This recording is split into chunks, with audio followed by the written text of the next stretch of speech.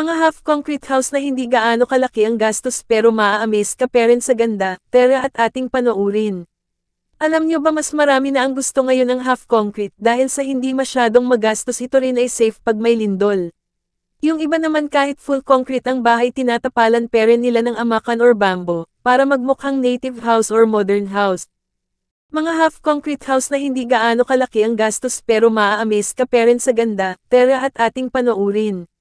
Alam nyo ba mas marami na ang gusto ngayon ng half-concrete dahil sa hindi masyadong magastos ito rin ay safe pag may lindol.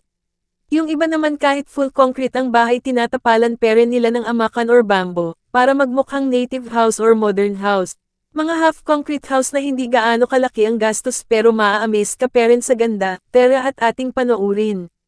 Alam nyo ba mas marami na ang gusto ngayon ng half-concrete dahil sa hindi masyadong magastos ito rin ay safe pag may lindol.